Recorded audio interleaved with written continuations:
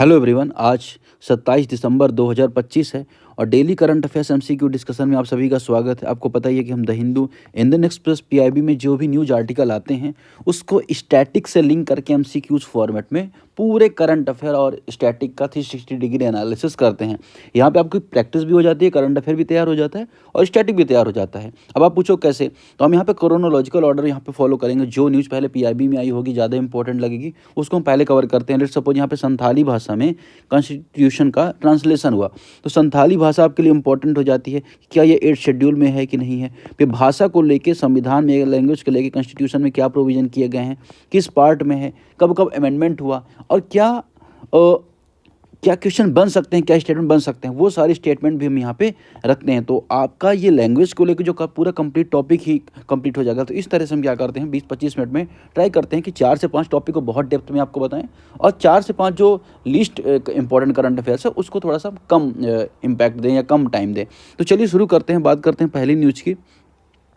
पहली न्यूज है, with the reference of Santhali language consider the following statement. Santhali भाषा को लेकर संविधान विचार करना है कि क्या ये मुंडा ब्रांच की ऑस्ट्रो एशियाटिक लैंग्वेज फैमिली संबंधित है।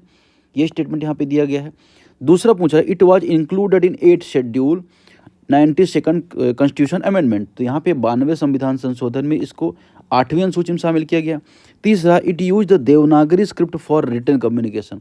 ये देवनागरी लिपि का यूज करती है, मतलब अगर हम बात करें संचार में ये देवनागरी लिपि का प्रयोग करती है। अब क्या आपको पता है कि भाषा को लेके या लैंग्वेज को लेकर कॉन्स्टिट्यूशन प्रोविजन है नहीं है, या किस पार्ट में है। तो सबसे पहले आपके लिए इंपॉर्टेंट जरूरी कि कौन से पार्ट में है। तो पार्ट है वो 17 पार्ट में कॉन्स्टिट्यूशन के बारे में प्रोविजन है। और आर्टिकल के बारे में बात करें तो ये भी इंपॉर्टेंट हो जाता है। 343 आर्टिकल से 351 के बीच में आपको भाषा के संबंध में प्रावधान देखने को मिलेंगे। और संविधान में ही 8th शेड्यूल का भी प्रावधान है। इस 8th शेड्यूल में 22 भाषाएं हैं, ठीक है ना। अब एक और इम्पॉर्टेंट फैक्ट आप यहाँ पे याद रखिए, जो संथाली भाषा है इसमें 8th शेड्यूल में शामिल है। इसमें शामिल है क्या? यस। और कब शामिल की गई है? 2003 में शामिल की, सबसे लास्ट में शामिल की गई है। अब अगर हम बात करें, ये तो मैंने आपको थोड़ा सा कम जानकारी दी, अभी मैं आपको थोड़ा सा और इसकी डेप्थ जानकारी दूंगा। जैसे अगर आप देखो कि जब मूल संविधान बन रहा था, जब अगर हम बात करें हमारे कॉन्स्टिट्यूशन की बात करें, तो कॉन्स्टिट्यूशन हमारी कितनी भाषाएं हुआ करती थी। तो कॉन्स्टिट्यूशन में 14 लैंग्वेज थी, 14 भाषाएं थी। इसमें असमिया है, बंगाली है, गुजराती है, ये सारी लैंग्वेज हुआ करती थी। फिर अमेंडमेंट होता है, 21st अमेंडमेंट होता है। 21st अमेंडमेंट के बाद अगर आप देखोगे तो सिंधी भाषा को शामिल किया जाता है। किस भाषा को? सिंधी भाषा को शामिल किया जाता है। कब? 1967 में, 1967 में। फिर उसके बाद अगर आप देखोगे 71 कॉन्स्टिट्यूशन अमेंडमेंट होता है। इस पर यूपीएससी ने ऑलरेडी क्वेश्चन पूछा है, एकदम ध्यान से सुनिएगा और लिखिएगा इनको। 71 जो कॉन्स्टिट्यूशन अमेंडमेंट होता है उसमें 3 भाषाओं को शामिल किया जाता है। पहली शामिल किया जाता है कोंकणी अगर हम बात करें, शामिल किया जाता है। उसके बाद शामिल किया जाता है मणिपुरी और उसके बाद एक और भाषा वो थी नेपाली। तो नेपाली, इन भाषाओं को शामिल किया जाता है। तो भाषा कितनी हो गई? 15 यहाँ पे हो गई थी, 16, 17, 18 हो गई। फिर आता है 2003 का टाइम, 2003। फिर आता है कब? 2003 का टाइम। 2003 के टाइम में अगर आप देखोगे तो 92nd कॉन्स्टिट्यूशन अमेंडमेंट किया जाता है और 4 भाषाओं को शामिल किया जाता है। बोडो भाषा को शामिल किया जाता है, डोगरी भाषा को शामिल किया जाता है, मैथिली को शामिल किया जाता है जो बिहार के उत्तरी रीजन में बोली जाती है, और एक और लैंग्वेज संथाली को शामिल किया जाता है। तो मतलब 92वें संविधान संशोधन जब हुआ उसके बाद इस लैंग्वेज को शामिल किया गया। एक तो फैक्ट ये आपके लिए इंपॉर्टेंट बना। अब अगर आप देखोगे एक कीवर्ड आपको यहाँ पे याद जानने के लिए मिला, ऑस्ट्रो एशियाटिक भाषाई समूह। अब ये क्या होता है? लैंग्वेज की जो फैमिली होती है क्या होती हैं, अगर आपने मेनली अगर आप देखोगे ना, फैमिली जो होती है लैंग्वेज की, अगर मैं फैमिली के बारे में बात करूँ तो उनमें सबसे इंपॉर्टेंट क्या होती है, या अगर हम बात करें सबसे ज़्यादा जिनकी मात्रा पाई जाती है किसी इंडो यूरोपियन की, तो इंडो यूरोपियन एक भाषा समूह होता है, ठीक है ना।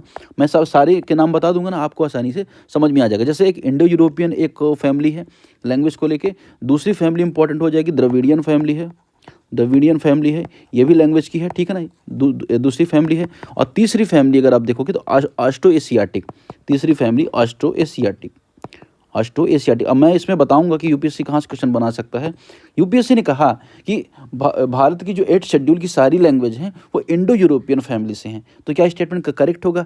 नहीं, इनकरेक्ट होगा, क्योंकि तीनों फैमिली से लैंग्वेज भारत में जो 8 शेड्यूल उसमें शामिल की गई हैं। जैसे अगर आप देखोगे ना कि जो इंडो यूरोपियन लैंग्वेज है उसमें कौन कौन सी लैंग्वेज आ जाती है, तो 75% जो भारत में जनसंख्या बोलती है ना वो इंडो आर्यन, इंडो यूरोपियन जो उत्तर पश्चिम में या उत्तर में पश्चिम में भारत बोली, जैसे हिंदी है, उर्दू है, बंगाली, पंजाबी, गुजराती, मराठी, असमिया, सिंधी, कश्मीरी, नेपाली, तो ये सारी अगर हम बात करें तो ये सारी कौन सी आती हैं, इंडो यूरोपियन में आती हैं, तो इनके बारे में बात हो गई। अब इनमें से आपको पता है कि बहुत सारी शामिल है, किसमें, 8 शेड्यूल में। फिर बात आती है द्रविडियन फैमिली की, तो द्रविडियन फैमिली लगभग 20% लोग बोलते हैं, जिसमें तमिल है, तेलुगु है, कन्नड़ है, मलयालम है, तुलु है, कोडवा है, ये सब किसमें आ जाती है, द्रविडियन फैमिली में आ जाती है 20%। अब इसमें भी आपको पता है कि जो तमिल, तेलुगु ये सब को 8वीं शेड्यूल में शामिल किया गया है। फिर तीसरा ऑस्ट्रो एशियाटिक, अब ये सबसे प्राचीन भाषा अगर हम कहें तो एक तरह की मानी जाती है। इसमें कौन सी भाषाएं आती हैं, जैसे संथाली, जो ट्राइब्स के द्वारा बोली जाती है, संथाल वाले संथाली बोली जाती है, फिर मुंडारी बोली जाती है, इसे मुंडा ट्राइब बोलती है, हो बोली जाती है, आई थिंक असम में पता नहीं कहाँ शायद हो टाइप हो, या अगर गलत मैं बोल रहा हूँ तो आप लोग कमेंट कर दीजिएगा, ठीक। अब अगर हम बात करें तो एक और चौथा भाषा समूह है, फोर्थ जो ग्रुप ऑफ लैंग्वेज, उसको बोला जाता है शिनो तिब्बत। शिनो तिब्बत जो लैंग्वेज ग्रुप है, ये भी भारत में अगर देखें तो बोला जाता है, और इसमें मणिपुरी आती है, बोडो आती है, मिजो, लेप्चा, तो ये सारी जो लैंग्वेज होती हैं, अगर आप देखेंगे ना कि ये लैंग्वेज की फैमिली मैंने आपको बता दी, कॉन्स्टिट्यूशन प्रोविजन बता दिए। अब क्या है, अब आपके लिए बहुत छोटा सा काम रह गया है, इसको अटेम्प्ट करना या इसको एलिमिनेट करना। तो यहाँ पे अगर हम बात करें, सही आंसर क्या हो जाएगा, सही आंसर हो जाएगा ए 1 और 2। तीसरा जो ऑप्शन है यहाँ पे ना, ये यहाँ पे इनकरेक्ट हो जाएगा। लिखित संचार में देवनागरी लिपि के बारे में जो यहाँ पे बोल रहा है, तीसरा ऑप्शन यहाँ पे एलिमिनेट हो जाएगा। संथाली भाषा ओल चिक लिपि के द्वारा लिखी जाती है। एक लिपि होती है जिसको बोला जाता है ओल चिक लिपि, या अगर हम बात करें इसको हिंदी इंग्लिश में क्या लिखेंगे, तो ये आपको पता होना चाहिए, क्या पता कि आपको ना समझ में आए, तो अगर आप इस तरह से लिखे तो चिकी स्क्रिप्ट है ना, ओल चिकी स्क्रिप्ट। तो ये सारा न्यूज़ हमने यहाँ पर देखा, और ये सारा टॉपिक हमने यहाँ पर एनालिसिस किया। दूसरा इंपॉर्टेंट न्यूज़ ये भी आपके लिए इंपॉर्टेंट है, जो इन्वायरमेंट से संबंधित है, लेंटाना कमारा के बारे में यूपीएससी पूछ सकता है।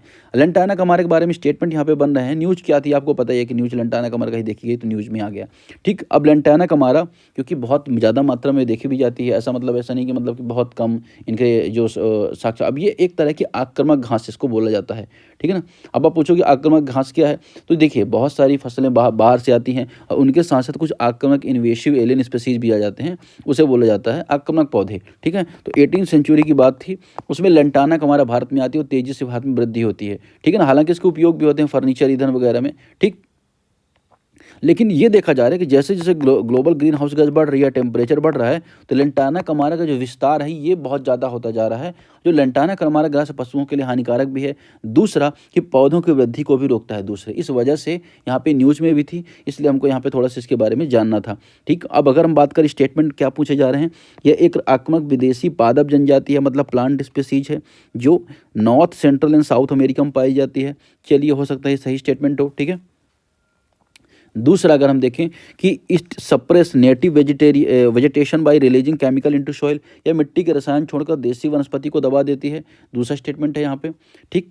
तीसरा है it leaves are barrier are harmless to livestock, इसकी पत्तियां जामुन पशुधन के लिए हानि रहित, तो मतलब इन्हें पशुओं को नुकसान नहीं होता। तो आपको मैंने बताया कि पशुओं के लिए हानिकारक है, तीसरा ऑप्शन एलिमिनेट हो जाएगा। 1 और 2 यहाँ पे एकदम यहाँ पे करेक्ट हो जाएगा। तो ये थोड़ा सा लेंटाना कमारा के बारे में हमने यहाँ पर देखा। अगला क्वेश्चन, अगला टॉपिक हम देखें, हम किसके बारे में, एनसीबी के बारे में देखेंगे। एनसीबी जो national council for cement and building materials, ठीक है। अब अगर हम बात करें तो ये थोड़ा सा न्यूज में था, ठीक। अब इसको स्टैब्लिश कब किया गया था, इसको स्टैब्लिश किया गया था 1962 में, है ना। और ये R&D करने वाली एक संस्था किस मंत्रालय के अंतर्गत काम करती है, डिपार्टमेंट ऑफ इंडस्ट्रियल जो ट्रेड है ना, उसके अंतर्गत ये काम करती है। उसका मुख्यालय आपको कहाँ पे देखने को मिलेगा, बल्लभगढ़ में देखने को मिलेगा, बल्लभगढ़ में देखने को मिलेगा, ठीक। और अगर हम बात करें एक और संस्था के बारे में, आपने सुना होगा एनसीबी ब्यूरो के बारे में सुना होगा, तो उसको भी मैं यहाँ पे बता देता क्योंकि कोई कन्फ्यूजन ना हो, ठीक है ना। लेकिन इसके बारे में आपने कोई आपको यहाँ पे पता चला कि ये इसका काम क्या होता है कि जो भी सीमेंट रिलेटेड जो, या अगर हम देखें बिल्डिंग रिलेटेड जो इंडस्ट्रीज़ हैं उसमें डेवलपमेंट करना, उसमें रिसर्च को बढ़ावा देना, उसमें सस्टेनेबल इंफ्रास्ट्रक्चर को बढ़ावा देना, ये सब इसका यहाँ पे काम होता है। इसको स्टैब्लिश किया गया था 1962 में, एपेक्स रिसर्च ऑर्गेनाइजेशन है, ये बात यहाँ पे एकदम करेक्ट है। दूसरा है it function under the ministry of commerce, ministry of commerce उद्योग मंत्रालय के अंतर्गत काम करती है, दूसरा ऑप्शन यहाँ पे बोला जा रहा है। तीसरा ऑप्शन यहाँ पे इसका कॉर्पोरेट केंद्र हैदराबाद है, मैंने आपको बताया कि इसका केंद्र यहाँ पे बल्लभगढ़ है, ना कि हैदराबाद, बल्लभगढ़ है, ठीक। तो ये ऑप्शन यहाँ पे एलिमिनेट हो जाएगा, 1 2 यहाँ पे करेक्ट आंसर हो जाएगा, ए यहाँ पे सही हो जाएगा। अब अगर हम बात करें आगे, एक्सक्लूसिव इकोनॉमिक जोन वाला जो टॉपिक सबसे ज़्यादा इंपॉर्टेंट हो जाता है, क्योंकि यूपीएससी ने कई बार इन सब चीज़ों के बारे में पूछा है, तो हमारे लिए इंपॉर्टेंट ये हो जाता है कि हम भी थोड़ा सीखें, डिटेल में इन चीज़ों को एनालिसिस करें। जैसे अगर आपने देखा होगा जिसके बारे में गिव मी अ सेकंड। हाँ, अब न्यूज़ क्या थी, क्या आपको न्यूज़ के बारे में पता है या नहीं पता है? तो न्यूज़ भी इसके बारे में जानना थोड़ा सा तो नेक्स्ट क्वेश्चन में हम बढ़ते हैं किसके बारे में, एक्सक्लूसिव इकोनॉमिक जोन को लेके यहाँ पे। अब अगर आप पूछोगे कि ये क्या न्यूज़ में था, तो फिशर फॉक की अगर हम बात करें, मछुआरा जो समुदाय है उसने केंद्र सरकार से मांग की है कि पॉलिसी मेकिंग में उनके रिप्रेजेंटेटिव को शामिल किया जाए, जिससे उनके भी हितों का ध्यान में रखा जा सके। ये यहाँ पे बात हो रही है। अब एक्सक्लूसिव इकोनॉमिक जोन क्या होता है, ये आपको पता होना चाहिए। कुछ इस तरह के टर्म्स इंपॉर्टेंट हो जाते हैं और ये कब कॉन्सेप्ट आया। तो मैं सबसे पहले ना एक संस्था के बारे में बात करूंगा, किसके बारे में, यूएन क्लॉज के बारे में। यूएन क्लॉज के बारे में पहले फैक्ट बताऊं तो उसकी फिलॉसफी आपको पता होनी चाहिए कि ये क्या करता है, ये कोस्ट एरिया को तय करता है, किसी देश के लिए गाइडलाइन एक तरह से बनाता है, चाहे फिशिंग को लेके हो, चाहे सस्टेनेबल, चाहे किसी भी चीज़ को, चाहे उसका एक्सपेंशन हो, माइनिंग, ये सारी चीज़ों को लेके ध्यान में रखता है। अब अगर हम बात करें टेरिटोरियल एरिया का डिसीजन करना हो, देश का कितना अधिकार रहे किस समुद्र में, ये सारी चीज़ें ये करता है। अब यूपीएससी ने क्या है, कई बार प्रश्न ये पूछा है या ऐसे स्टेटमेंट दिए हैं कि इसका एरिया इतना है, इसका एरिया इतना है। जैसे अगर हम बात करें कि इसमें जो टेरिटोरियल एरिया होता है, टेरिटोरियल एरिया तो ओशियन, जैसे मान के ये सीमा है, इससे जो 12 नॉटिकल माइल तक इस एरिया को बोला जाता है टेरिटोरियल एरिया। ठीक है ना, टेरिटोरियल एरिया। उसके बाद अगर आप देखें, एक आता है, दूसरा आता है कंटीजियस जोन। कौन सा आ जाता है, contiguous zone, contiguous zone 24 nautical mile तक ये एरिया माना जाता है। तो ये एरिया माना 24 नॉटिकल माइल। फिर बात आती है किसकी, एक्सक्लूसिव इकोनॉमिक जोन, ईईजेड कितना आता है, ईईजेड 200 नॉटिकल माइल तक का एरिया ईईजेड माना जाता है। ठीक, अब ये जो यूएन क्लॉज है इसको कब इस्टेब्लिश किया गया था, तो इस संस्था को इस्टेब्लिश किया गया था 1982 में। ठीक है ना, अब ये तो मैंने आपको बता दिया कि क्या क्या काम करता है, इसके बारे में थोड़ा सा मैंने बेसिक जानकारी आपके लिए दे दी है। अब एक्सक्लूसिव इकोनॉमिक जोन ये क्या अधिकार देता है कि यहाँ तक आप मछली पकड़ सकते हैं, यहाँ का जो माइनिंग है या गैस है उसको आप क्या कर सकते हैं, यूज़ कर सकते हैं, सस्टेनेबल उसका यूज़ कर सकते हैं। और ये देशों का जो उड़ान एरिया, अगर हम बात करें नौ परिवहन एरिया के अंतर्गत भी ये आता है। ठीक है, तो ये आपके लिए थोड़ा सा जानना जरूरी हो जाता है। अब इनमें सब में अलग अलग चीज़ें होती हैं, अलग अलग टाइमलाइन होती है, वो भी आपको थोड़ा सा ध्यान रखना है। अब 1982 में जब बना तो इसका जो भारत में कब लागू, इसके जो प्रावधान है, अगर हम बात करें 1994 से लागू है ना। समुद्र सीमाओं को चाहे निर्धारण करना हो, चाहे ओशन के रिसोर्सेज का जो कहते हैं ना कि जस्टिसिएबल डिस्ट्रीब्यूशन करना हो, ठीक है ना। और भारत भी इसका एक सिग्नेटरी देश माना जाता है। अब ये सारी न्यूज़ यहाँ पे थी, चलिए स्टेटमेंट देख लेते हैं। Exclusive economic zone generally extend up to 200 nautical mile from the territorial sea base line. अब बेस लाइन क्या होता है, बेस लाइन मतलब ये कि जैसे भारत की मैप है ना, तो ये यहाँ से बेस लाइन माना जाएगा।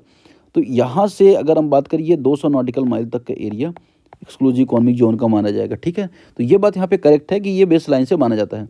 अब बेस लाइन आई थिंक आप लोगों को पता होगी, तो समुद्र का जो क्षेत्र होता है किसी देश का, गणना करने की रेखा होती है। अभी क्यों किया जाता है, जैसे मान चलिए कि इस तरह से रेखा है, ठीक है, इस तरह से ओशन रेखा है, तो एक लाइन ऐसी बनाई जाएगी। ठीक, क्योंकि ऐसा तो नहीं कि हर जगह से अलग अलग हो जाएगी, तो एक ऐसी बेस लाइन बनाई जाएगी, वहाँ से डिसाइड किया जाएगा किसी डिस्टेंस के बारे में। ठीक है, चलिए अब अगर हम बात करें दूसरा, coastal states enjoy full sovereignty in exclusive economic zone similar to territorial water. तटीय राज्यों को ईईजेड में प्रादेशिक जल की समान संपूर्ण संप्रभुता प्राप्त होती है, पूर्ण संप्रभुता प्राप्त होती है। सॉवरेनिटी होती है कि जो कोस्टल स्टेट्स हैं वो क्या करते हैं, सॉवरेनिटी को एंजॉय कर सकते हैं 200 नॉटिकल माइल तक। तो क्या ये 200 नॉटिकल माइल तक एंजॉय कर सकते हैं, ये कहीं ना कहीं क्वेश्चन इसके आपके लिए बनता है, ये स्टेटमेंट आपसे फंसा सकता है। ठीक है, ये आपको जानना है कि पूरी तरह से इनकी सॉवरेनिटी नहीं होती है। ठीक है ना, टेरिटोरियल एरिया अगर हम बात करें तो 12 नॉटिकल माइल तक का होता है, और एक्सक्लूसिव इकोनॉमिक जोन 200 माइल तक होता है। तो उसमें ज़्यादातर जो मेन अधिकार किसी केंद्र सरकार के ही रहते हैं। ठीक है ना, लेकिन हाँ, मछली वगैरह के लिए या अगर हम बात करें, लिमिटेड उसके राइट्स होते हैं स्टेट्स के भी।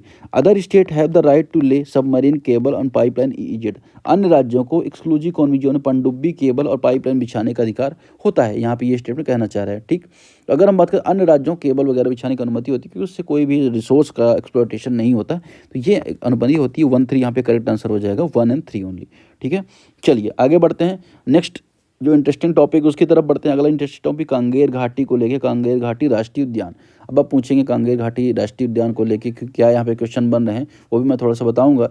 न्यूज़ की थी ये भी, यहाँ पे थोड़ा सा आपको मैं बताऊंगा। अगर हम बात करें कांगेर घाटी राष्ट्रीय उद्यान के बारे में, तो ये है कहाँ पे, कांगे घाटी राष्ट्रीय उद्यान, तो आपको पता नहीं छत्तीसगढ़ में है। छत्तीसगढ़ किस जिले में है, तो छत्तीसगढ़ के बस्तर जिले में देखी जाती है। और ठीक है, यहाँ पे एक दो नदियाँ हैं, कांगेर नदी है, कांगेर और कोलाबा नदियाँ हैं। कांगेर नदी है और कोलाबा नदी है। ये दोनों नदियाँ क्या है, किसकी सहायक हैं, ये दोनों नदियाँ गोदावरी की सहायक है, गोदावरी की सहायक हैं। तो इसकी वजह से इसका नाम क्या है, कांगेर राष्ट्रीय उद्यान है। ठीक, अब यहाँ पे ये न्यूज़ में था, इसलिए हमको यहाँ पे थोड़ा सा देखना है। यहाँ पे अब अगर अब से स्टेटमेंट बनता है कि इसे यूनेस्को में रजिस्टर किया गया, तो नहीं किया गया, ये प्रयास में है, लेकिन अभी इसे रजिस्टर नहीं किया गया है। It is located in the Bastar district, Chhattisgarh के बस्तर जिले में है। Kanger river tributary of Godavari नदी, कांगेर नदी गोदावरी की सहायक नदी है। The park is famous limestone cave such as the Kotumsar Kailash, यह उद्यान कोटुमसर और कैलाश जैसे चूना पत्थर गुफाओं के लिए प्रसिद्ध है। इन तीनों में सही स्टेटमेंट कौन सा होगा, आपको यहाँ पे बताना है। तो सही आंसर क्या होगा बताइए, सही आंसर इसका होगा बी, 1 2 3, तीन के तीनों स्टेटमेंट यहाँ पे अगर देखा जाए तो करेक्ट है। इसे चूना पत्थर की गुफाओं के लिए भी ये जाना जाता है, इसके लिए भी प्रसिद्ध। आगे बढ़ते हैं नेक्स्ट क्वेश्चन की तरफ। With the reference of T Chamaeleontis consider the following statements, है ना।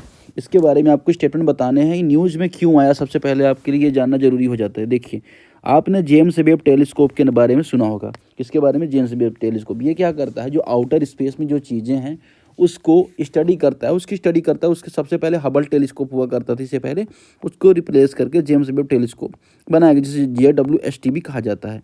अब इसने क्या किया, इसका डाटा का यूज किया गया और एक तारे के बारे में स्टडी की गई, एक यंग स्टार के बारे में स्टडी की गई। उसे क्या कहा जाता है, टी चेमलोट जो भी बोला जाता है, चेमेलियोलॉन्टिस करके बोला जाता है, ये एक तारे को बोला जाता है। अब उस तारे की एक क्वालिटी है, उसके तारे के अंतर्गत जो कार्बनिक अगर हम बात करें एटॉम्स हैं, उनकी स्टडी की जाती है, जिसे बोला जाता है PAH। ठीक है ना, PAH, इनकी स्टडी की जा रही है। अब कि क्या पूछा जा सकता है कि आखिर ये वर्ड क्या है, तो ये आपको पता होना चाहिए। एक स्टार है, एक तारा है, एक यूथ तारा है, मतलब अभी तारा बन रहा है। और किस तरह का तारा, जैसे सूर्य एक तारा है, वैसे यह भी एक तारा है। ठीक है ना। अब ये पृथ्वी से कितना दूर है, तो पृथ्वी से अगर आप देखोगे 350 अगर हम देखें लाइट ईयर दूर है, 350 लाइट ईयर दूर है। ठीक है ना। और इसका तापमान अगर आप देखोगे तो लगभग 5100 केल्विन के आसपास देखा जाता है। ठीक, अब ये बात हो गई। तो ये स्टडी की जा रही PAH की, और जब जिसकी स्टडी की जा रही है, जिस पे ये अगला क्वेश्चन इसे आप अटेम्प्ट करोगे PAH के बारे में, तो PAH जो आइटम्स हैं, अगर हम बात करें एटॉम्स हैं, ये एटॉम्स किससे बने होते हैं, PAH के जो एटॉम्स होते हैं वो कार्बन से बने होते हैं, दूसरा हाइड्रोजन से बने होते हैं, ठीक है। अब इनकी स्टडी क्यों की जा रही है, कि ऐसा माना जाए कि जो उल्का पिंड है, मेट्रॉइड्स है, मेट्रॉइड्स PAH को पृथ्वी पर पहली बार लाए हैं। ठीक है, तो मतलब ये देखा जा रहा है कि अगर स्पेस में जो ये स्टार है यहाँ पे ही पाया गया, तो हो सकता है कि उसी की वजह से कोई ऐसा उल्का पिंड भारत में आया हो, या सॉरी ये पृथ्वी में गिरा हो, जिस वजह से ये PAH के जो कण हैं भारत सॉरी पृथ्वी में भी पाए जाते हैं। क्योंकि ये कहीं ना कहीं अगर आप देखेंगे इम्पॉर्टेंट हो जाता है इसके लिए। चलिए स्टेटमेंट देखते हैं कि it is the young son like star located in the southern constellation, ये दक्षिण तारा मंडल में स्थित है। ये बात यहाँ पे एकदम करेक्ट है, सूर्य की तरह है।